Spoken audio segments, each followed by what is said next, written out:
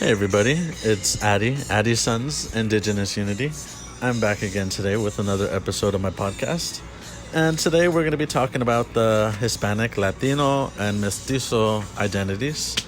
We're going to be explaining the difference between Hispanic and Latino, explaining why some people use and accept Latino over Hispanic, and why other people, like myself, reject all of those colonial terms. And just, I guess, the overall problematic homogenization that I see that goes along with all these terms. So, let's see, where do I begin? I guess I'll go ahead and try to explain, from my knowledge, what the term Hispanic means. So, Hispanic refers to those who originate from or reside in a former Spanish empire.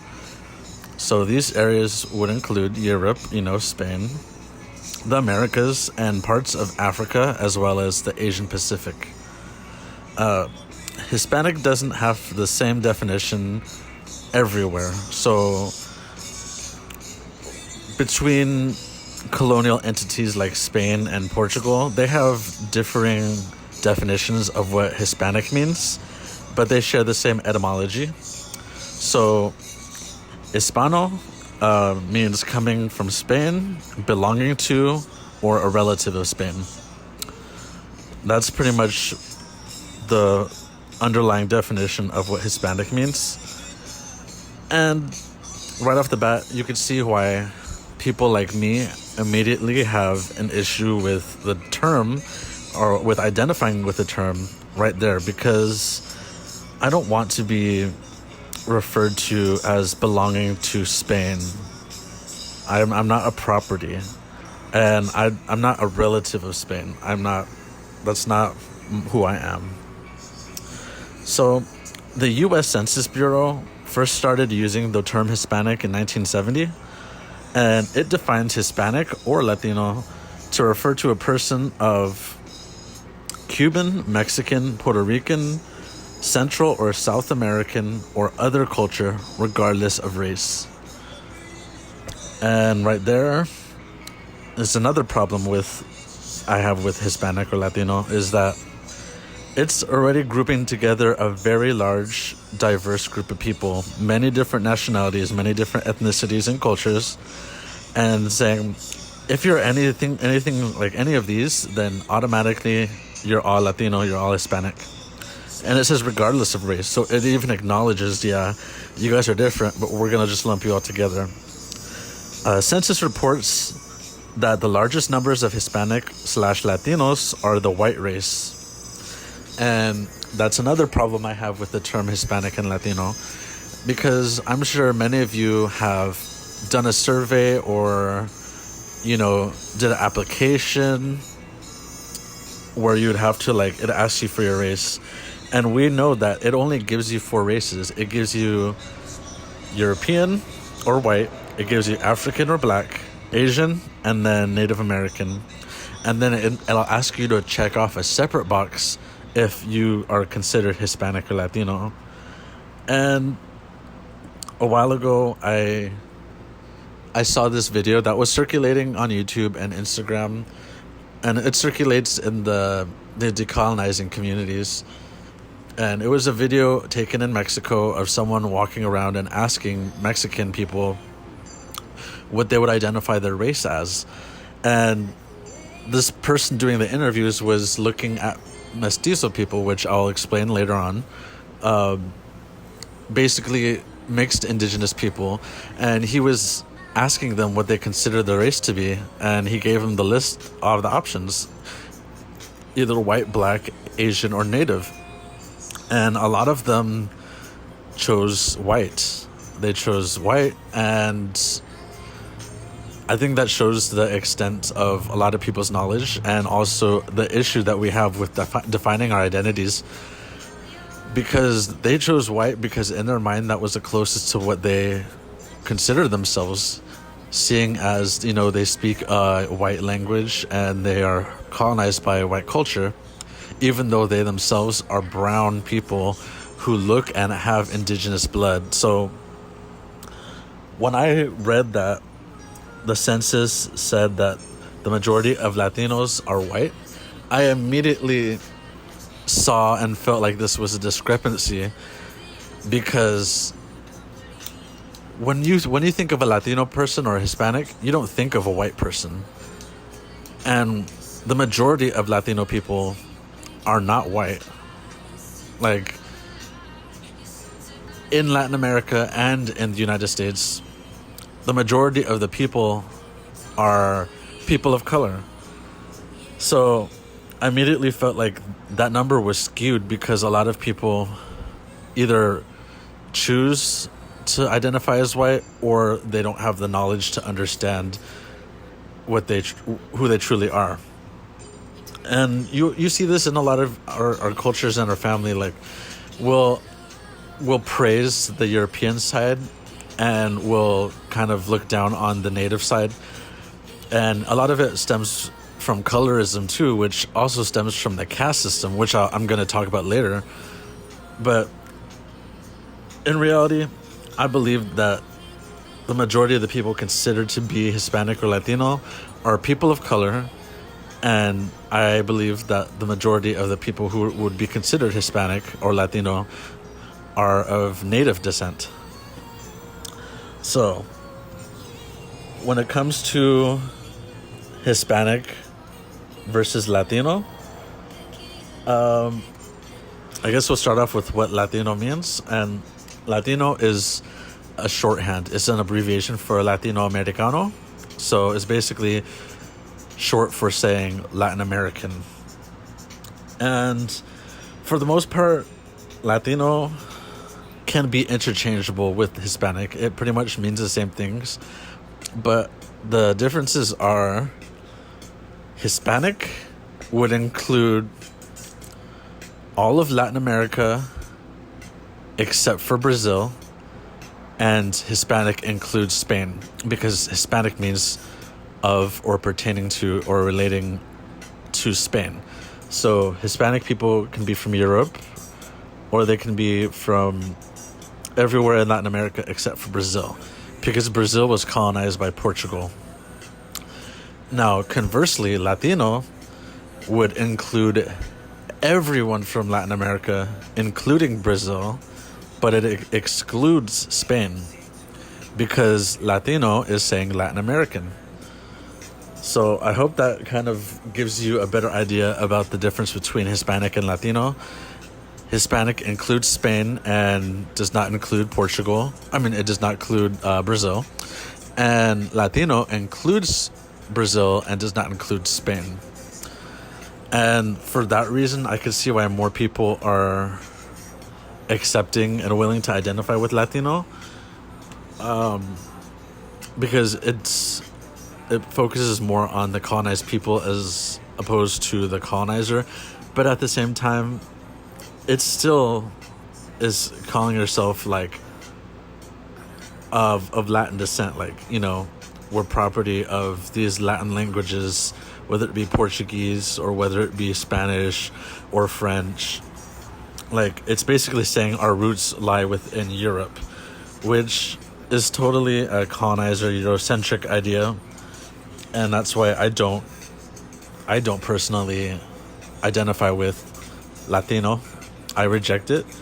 But that does not mean that I'm going to reject my people who consider themselves or identify with Latino or Hispanic. I've always said time and time again that I'm not going to judge you or look down on you if you choose to identify with a certain identity. I just want you to have the knowledge to make the choice for yourself. Because a lot of our relatives don't have the knowledge to understand and choose for themselves.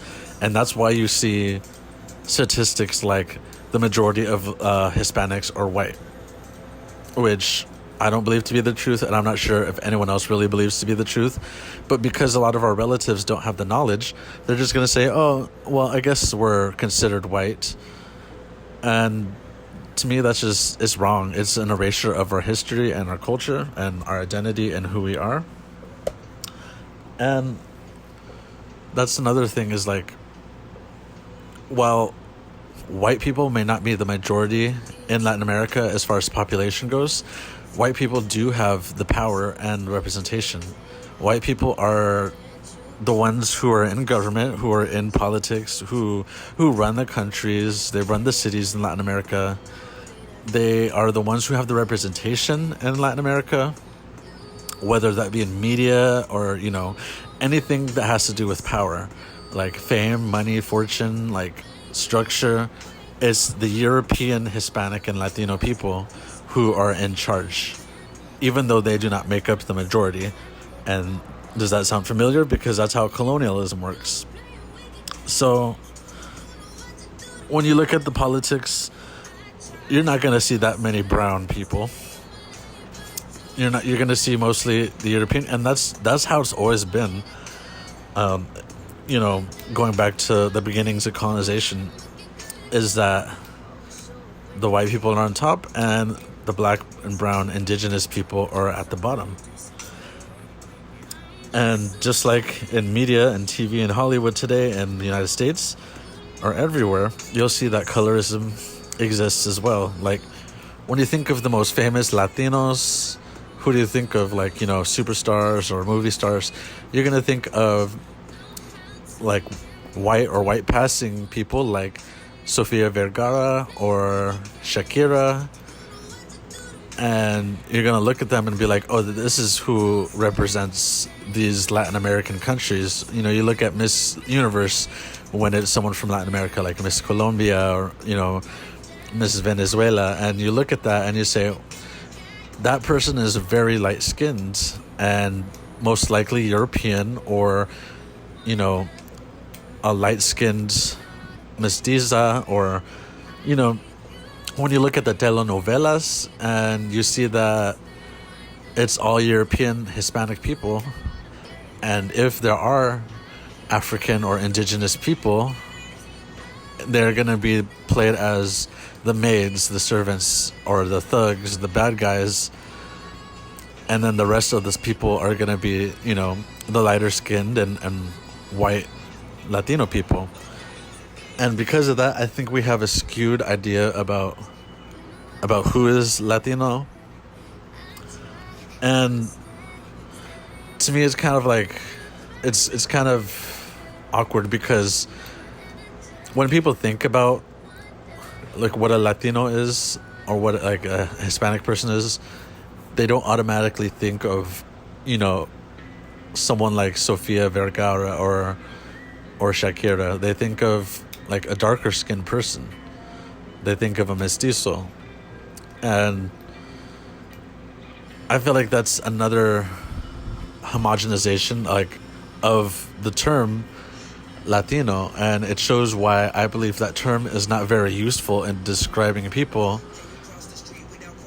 because it's so diverse.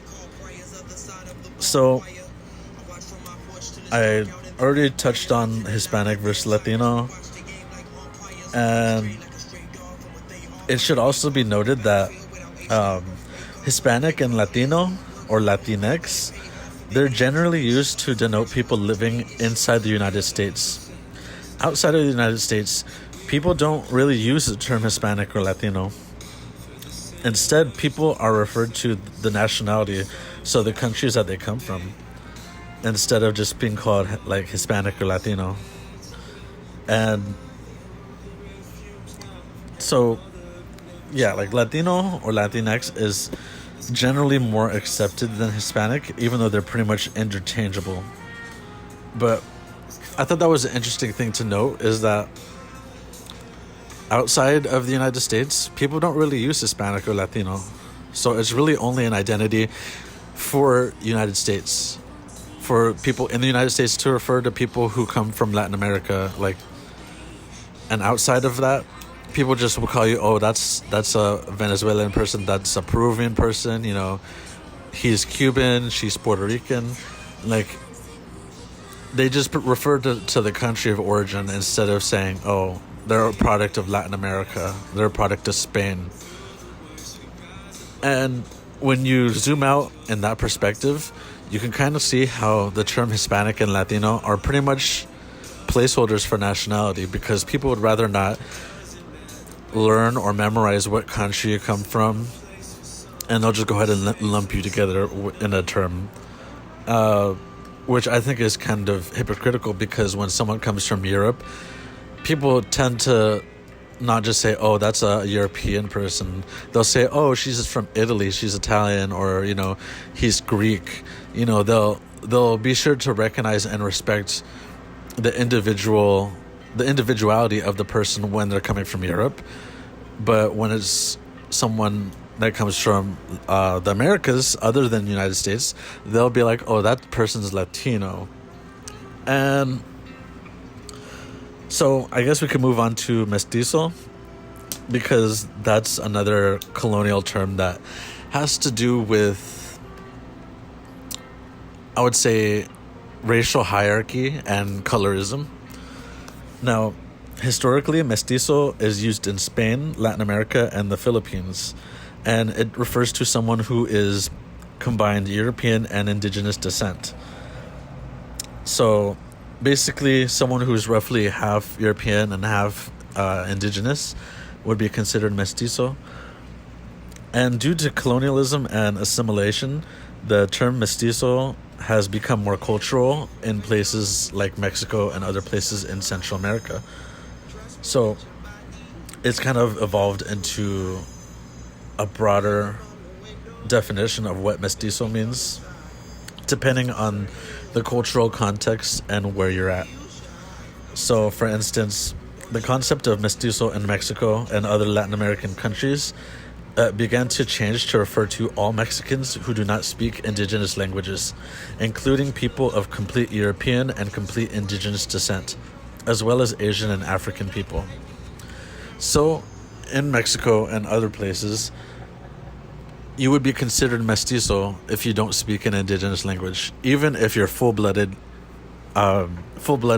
Native American, even if you're full-blooded European, you are considered mestizo because it's become a culture, as well as what its original definition was to be, your blood heritage. And so this is where I see a lot of people having issues with people identifying themselves, because they can't reconcile these two different definitions. And for one, I understand, because I believe it was 2 or 3 episodes ago where I talked about the relationship between mestizos and full-blooded indigenous communities in places like Mexico and Central America, to where people of mixed descent, the mestizos, were oppressing their full-blooded tribal indigenous relatives. And so that is part of what created mestizo culture, which pretty much oppresses indigenous communities in these areas.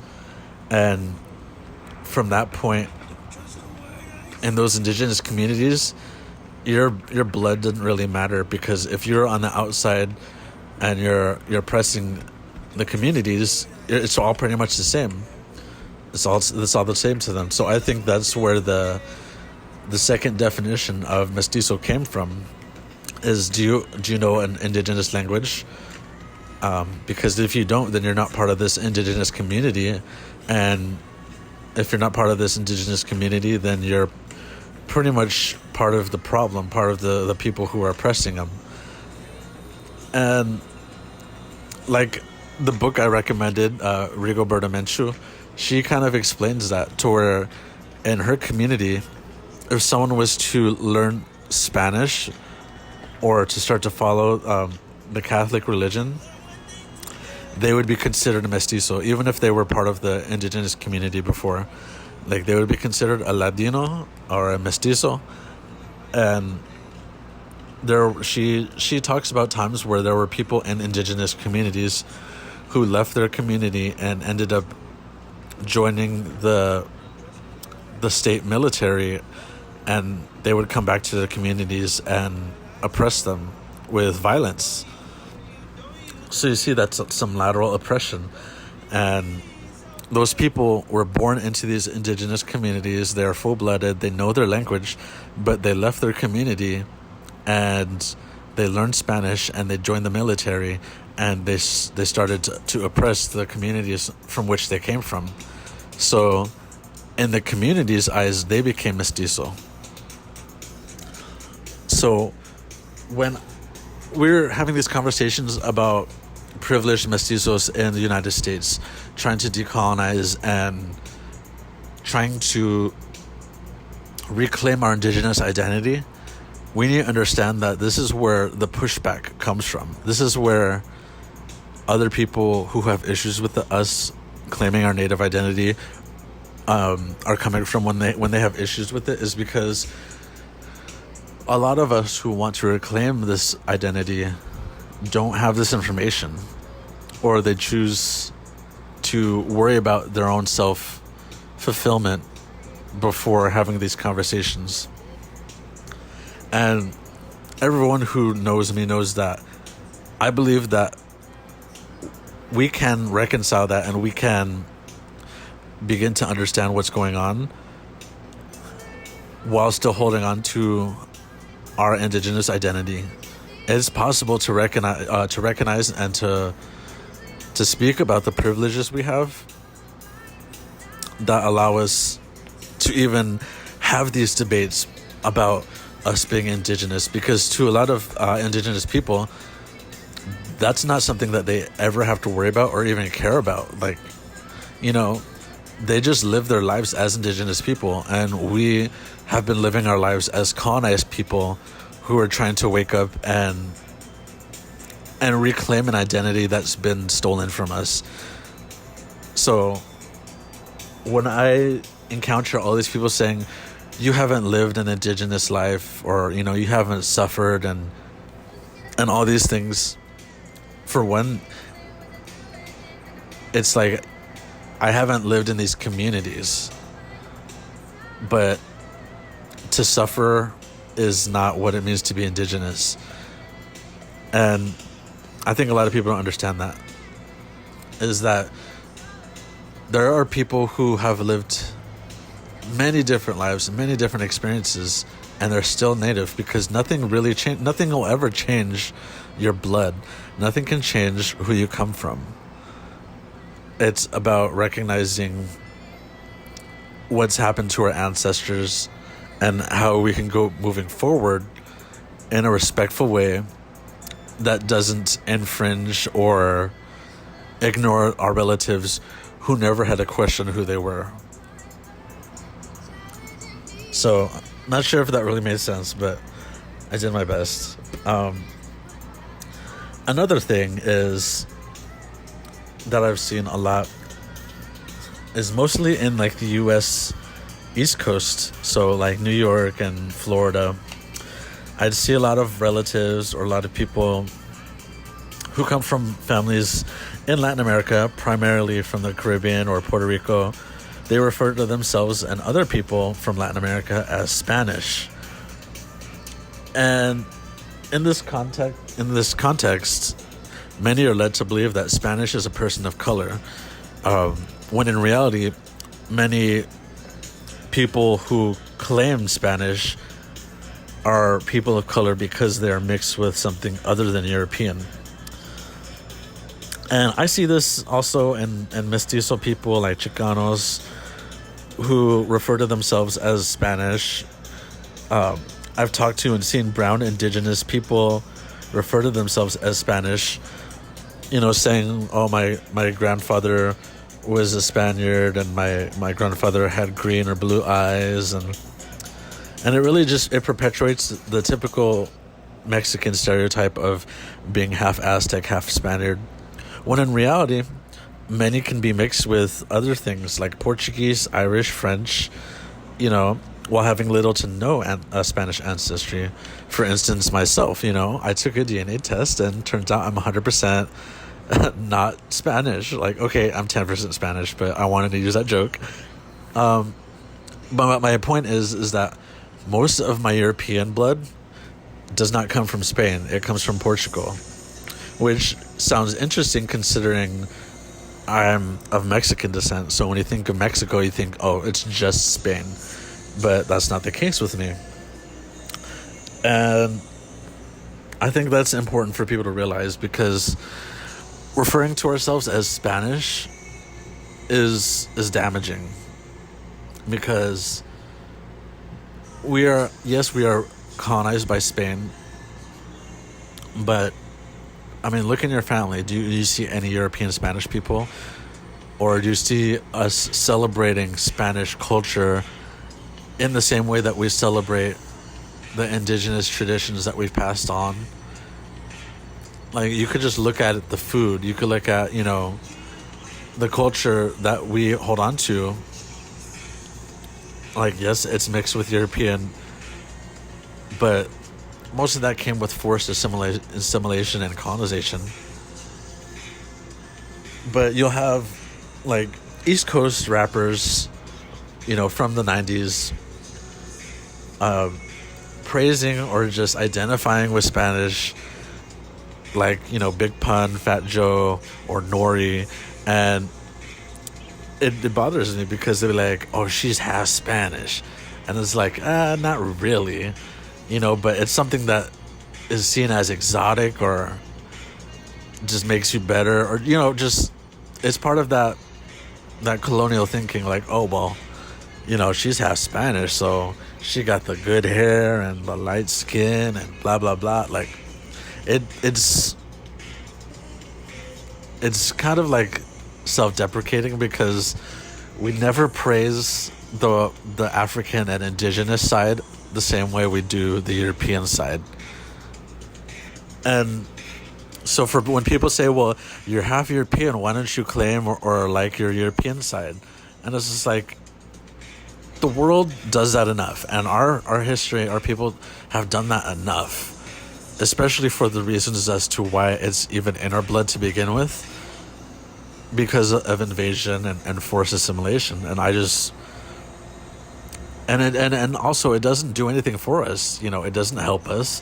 It only really just hurts us in the long run. Like, we always hear about the stories of family members saying, don't stay in the sun too long, you'll get too dark, or looking down on features of our face or our body that would be considered Indio, and praising the features that would be considered European.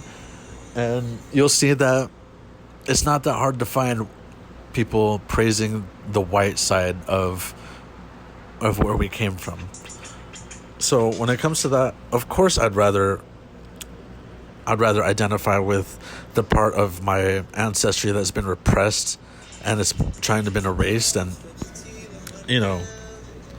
but people don't understand that. Like, I'm not trying to sit here and say that I'm a full-blooded Indian or Native person, but what I am saying is that I am a Native person, and I'm going to reclaim and learn to appreciate this side of me that I was told wasn't as good, or does not exist, or isn't valid because of the colonization that our ancestors has went through.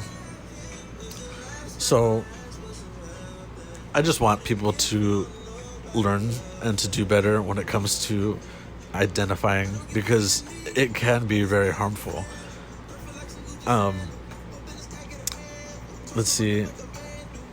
Another part of it is the reasons why I don't like Hispanic or Latino is, I've said before, it homogenizes a large, diverse group of people, from Mexico to the Caribbean to Central and South America. We're all supposed to be considered the same thing. We're all supposed to be considered Latino.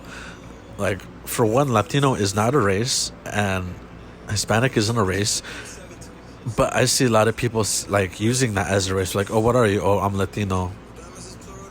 Or they'll be like, or they're, just in the news, like, Trump discriminates against Latinos. It's like, it's not really Latinos he's discriminating against. It's brown people that come from Latin American countries. Because I'm damn sure that he wouldn't discriminate against someone like Guillermo del Toro, the white Mexican director.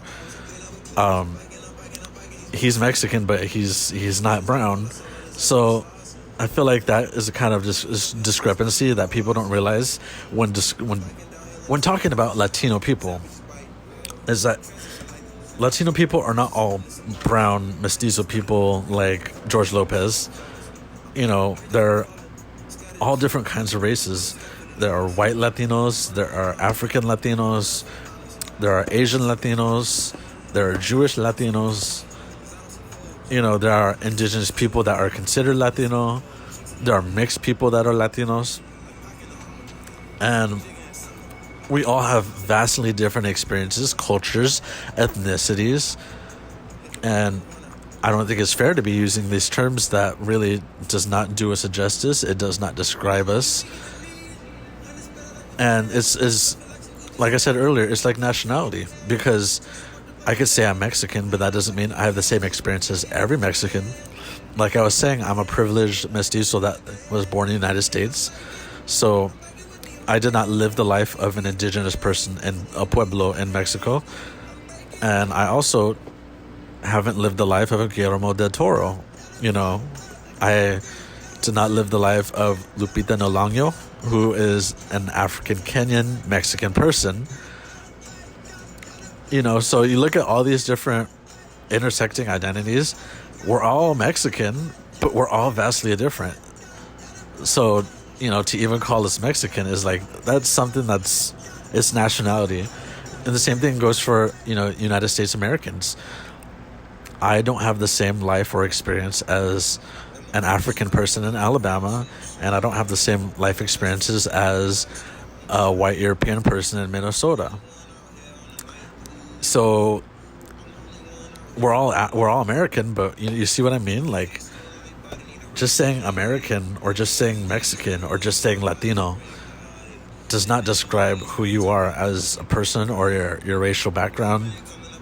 But we use Latino as someone's racial background.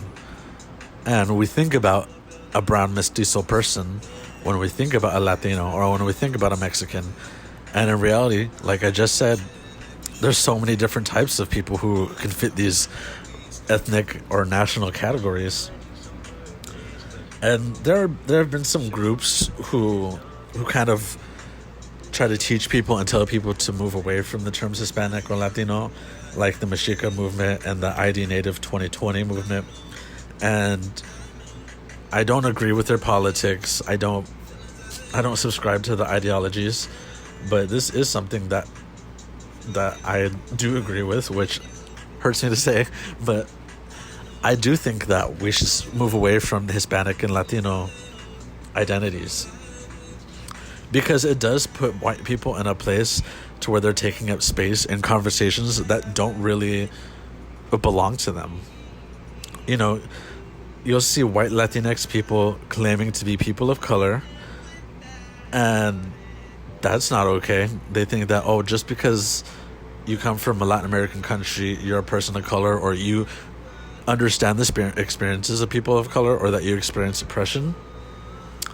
And I'm not to say that just because you're white, you can't experience a form of oppression. But what I am saying is that a lot of these people will conflate xenophobia with racism. They'll say, well, I get discriminated against because of my Latino name or because of my accent or, just things like that. And they'll say, so I know what it means, or I experience racism. It's like, no, you don't. You experience xenophobia, but not racism, because you can't even put yourself in a position of a brown or a black person who has a Latino name and an accent or can't even speak English coming to America. They have a totally different experience than you would. They experience the racism and the xenophobia, where you're only experiencing the xenophobia because 9 times out of 10, if you don't say anything and you just keep it moving, you're not going to get singled out or pointed out. And you often will take places over a person of color or a person of darker skin who comes from the same place as you. So if you don't believe me, just make a tweet or make an Instagram post and say, white Latino people are not people of color, and just wait for all the angry people. Just wait for all the angry European people from Latin America to come for you, because it's going to happen. It's happened to me plenty of times, but they just don't understand it.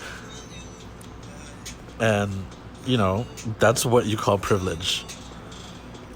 Another issue I have with terms like Hispanic and Latino is that how it homogenizes people by considering us all the same thing. You get the recent, what was it, last week, the recent controversy with Gina Rodriguez, to where she was caught yet again using the N-word because she wanted to sing along to the Fugees. And, that caused controversy, and people were like calling her out for using the N-word again because she's quote-unquote Latina and she's not black. And so you have a lot of people who are getting on her, but then other people who are defending her. Like, I think it was like, Fat Joe or somebody was like, no, isn't she Latino? And all Latinos are black. And so that should be the end of it. But it's like, whoa, hold up. Actually, no, you're wrong. And what you said is damaging because you're basically giving European people, you're giving white people a pass, you're giving non-black people a pass for using the N-word just because they are Latino. But I'm pretty sure if someone like Guillermo del Toro was to come up and use the N-word, you would have an issue with that. You would say, hold up, why the fuck are you using the N-word? And like, it's because he's a white man, but he's still considered Latino, right? It's you can't like be a hypocrite now. You said all Latinos are black. Well, guess what? Here's a white man who's Latino and he's black too, right? So he gets a pass. It's like, no. What you really mean is that, because she's a person of color from Latin America, she's automatically black. And that's not the case because my family is from Latin America. I'm not black. There's so many people who are not black. Like, you remember when Jennifer Lopez got caught up for that? When she got caught up for lip syncing over Ashanti's words, and Ashanti used the N-word in her song called, what was it, I'm Real? Or it was one of those songs, that Jennifer Lopez stole, but I mean, that's pretty much her whole career is stealing from black women, but that's another conversation. Anyways, Jennifer Lopez got caught up for the same thing. She sang the N-word in one of her songs, and some people were defending her, like, oh no, she's Puerto Rican and all Puerto Ricans are black. And it's like, no, they're not, honey. And speaking of Jennifer Lopez, that's another person who is put on a pedestal for being a light-skinned mestiza woman to represent Latino people. It's like she never had a good song because none of the songs were hers. They were her lip-syncing over a black woman singing, mostly Ashanti, and making a career off of that. And then the other thing she's known for is for playing the Tejana queen Selena. So I don't know, like, not trying to throw too much shade here, but I just there's some entertainers that I just cannot stand, and Jennifer Lopez and Cardi B are just a couple of them. But speaking of Cardi B, I'm not gonna say whether or not she's black because that's not a conversation for me to have. I know that she's Dominican and she's Trini, but also being from a certain country does not automatically make you an African person. It doesn't make you, I've already explained that before, but this is just the things I have issues with, is like there are people who are so ready to like just give people passes or just give people a label because it's easy, and they'd rather not have to think about history or understand identity. And ultimately, I think that does nothing but harm. It doesn't really do anything good. It perpetuates these stereotypes. So then you have people giving non-black people a pass for being anti-black and using the N-word, and it's just like, why are we doing this? Like, how does this help the culture move forward? If you wanted to help the culture to move forward, you would explain why non-black Latinx people like Gina Rodriguez, like Jennifer Lopez, like Lil Pump or Tekashi 6ix9ine, and you tell them why you cannot use the N-word. Just because you think you're down or you're from the hood, that doesn't mean anything. It's about, can this word be used against me? Has it been used against my people historically? If so, then you have a right to reclaim it. If not, then you should just keep your mouth shut, because you're looking like a fool and you're not really making any friends. And so, that it all comes down to like the colorism. Like, we're gonna praise lighter skinned Latino people,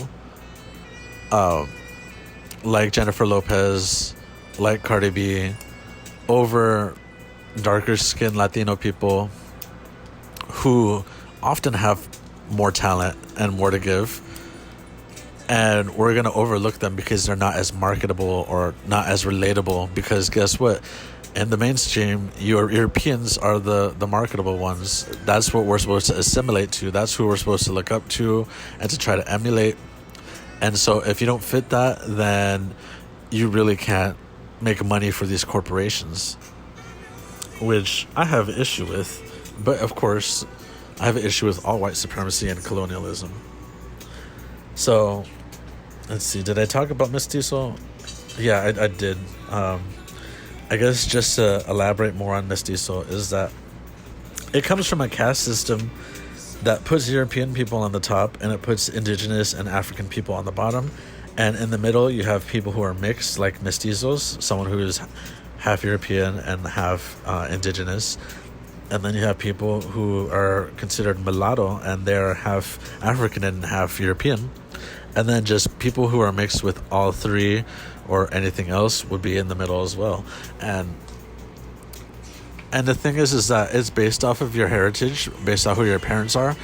But it also comes from colorism, and it's kind of what birthed colorism, because it doesn't really matter who your parents are. If you're really dark skinned or if you're really light skinned, you're going to be placed into certain categories. So that kind of perpetuates, white supremacy. By the closer to white you are, the more valid you are, or the more privilege you can have. And I think we should just stop doing that. That's why I don't identify as mestizo. Only time I use mestizo is to refer to the certain group of people for whom I'm talking about, if that makes sense. For instance, like when I talk about the people who want to decolonize and say, we're not Hispanic, we're not Latino, we're Native, that is pretty much exclusive to mestizo audiences, people who are half indigenous, half European, and they don't know their race, or they just call themselves Latino. Like, that's the times when I'll use mestizo. I'm not using it to identify myself. I'm using it to refer to my experience growing up. And that goes back to the other definition of mestizo in Mexico. Is like, it's something to do with like knowing your privilege. You know what I'm saying? Because people conflate privilege with your indigenous identity too much. And I think I spoke about this before, but it goes back to, you haven't lived on a reservation or a pueblo, or you don't speak your indigenous language, or you don't know what specific tribe you come from.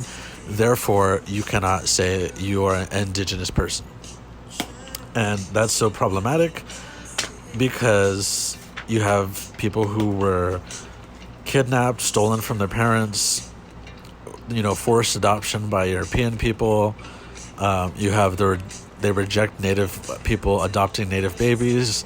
You have school systems that will, force kids to stop speaking their language, to cut their hair, to dress differently. So you have all these systems in colonialism that try to get people to lose their indigenous identity. And then you're going to turn around and tell those people that they are not indigenous after they went through all this trauma. And it's the same thing with, mestizo people. Our ancestors have been through so much trauma and forced assimilation that we've lost a lot of that. And then it doesn't mean that we are not indigenous, even though we've been removed from these communities and cultural ties. It doesn't change our race. It doesn't change our heritage, our blood. And we do have privileges from assimilating, but that is something that doesn't invalidate us, because you have so many different experiences. You know, you have people who are rich, you have people who are poor. There are many people in indigenous communities that have privileges, but it doesn't erase the fact that they're indigenous. You know, you have males, you have cisgender people, you have heterosexual people, able-bodied people, educated people, people who live in cities. And, you know, you have light skin, you know, mixed. All these things can exist within and outside of indigenous communities, and it does not make them any less indigenous. So that's something I wanted to touch on.